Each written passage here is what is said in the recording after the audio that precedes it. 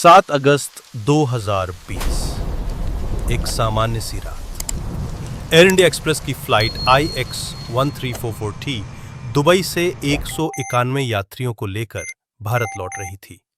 इस फ्लाइट में ज्यादातर वो भारतीय थे जो कोविड महामारी के दौरान विदेशों में फंसे हुए थे।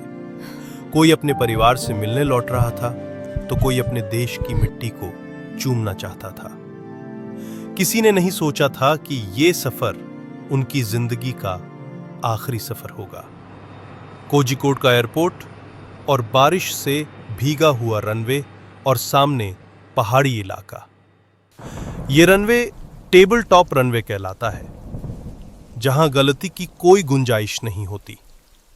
पायलट लैंडिंग के लिए तैयार थे, लेकिन बारिश तेज थी और रनवे फिसलन भरा।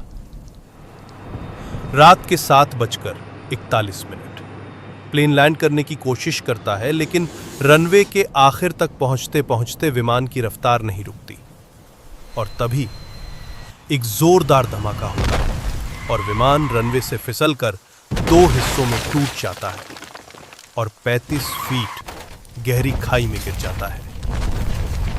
हर तरफ चीखें थीं, धुएं और अंधेरे में दर्द की आवाजें गूंज रही थीं। कोई अपनी मां को पुकार रहा था तो कोई अपने बच्चे को ढूंढ रहा था।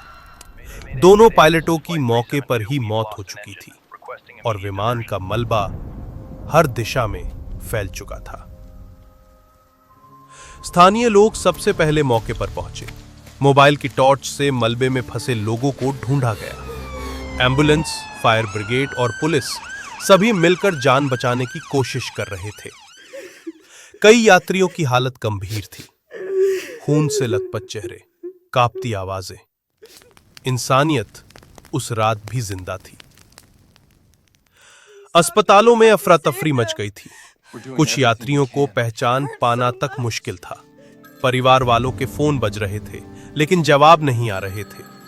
किसी का बेटा नहीं लौटा तो किसी की मां हमेशा के लिए चली गई। सरकार ने इस हादसे की जांच के आदेश दिए। DGCA और विमान मंत्रालय ने कहा, तेज बारिश, गीला रनवे और ओवरशूटिंग मुख्य कारण बने। लेकिन सवाल अब भी खड़े हैं, क्या ऐसा रनवे सुरक्षित था?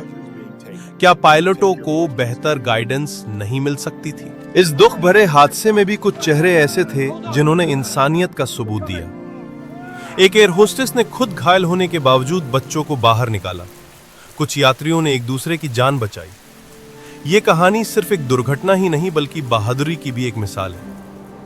हमें इस हादसे से सीखना होगा कि फ्लाइट सेफ्टी सिर्फ टेक्नोलॉजी पर ही निर्भर नहीं रहती, बल्कि इंसानी फैसले भी अहम होते हैं। उन सभी को श्रद्धांजलि जिन्होंने इस घटना में अपनों को खो दिया।